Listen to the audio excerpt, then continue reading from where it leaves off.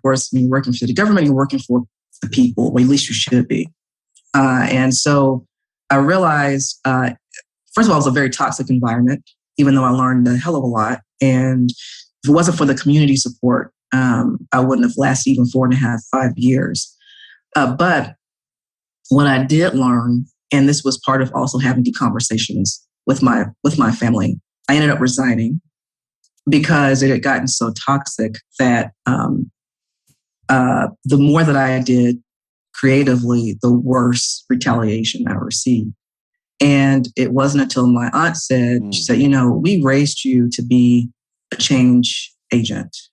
That's just what you grew up around, to make change. Like that's what you're used to doing and following in those footsteps. And she said, the critical thing she said was, but there are some systems you can't change.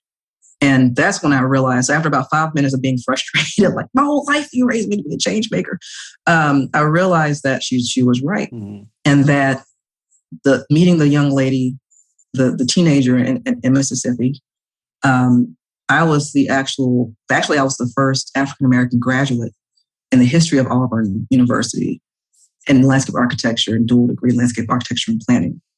Being the first in a space that wasn't hunky-dory in a sense, it was very hostile in a lot of ways. Alabama, George Wallace building, you name it. And then working in government where you think that should be a place where there are answers for people's problems, and it's not. It's not about proactivity. It's all about responsiveness. All of that, and resigning from city government, and what my aunt said to me about you can't change some systems, I realized that that's not my purpose. That it was never about, I wasn't raised to figure out how all the pieces work to change the existing system. I was raised in my purpose that I'm growing into every day is to create a new one and curate enough to where people like that young lady could experience life her way, to be inspired by the spaces that I develop and create, that inspire her to make a difference the way she needs to make the difference. So that's what I have realized all this time that I've been doing, that I will continue to do, and that I feel very comfortable in doing.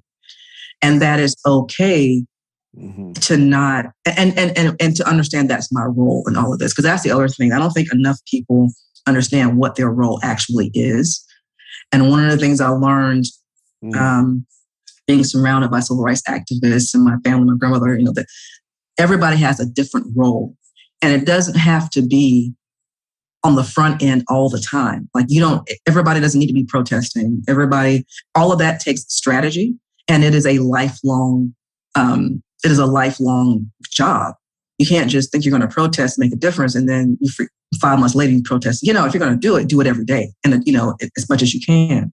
That is not what I am here to do. What I am here to do is to be in the background while you're protesting to break old systems. I'm building new ones. You can't have one without the other. And so now I'm starting to be more confident, especially as an entrepreneur, and more excited about being 100% happy with being that builder, being the grower in the background while everybody else is out front. And putting all the pieces together so that when it's time for a new system to evolve and to materialize, I can at least say I helped to build it, literally, and also, I think, in a way metaphysically as well. So that's what all those experiences have led me.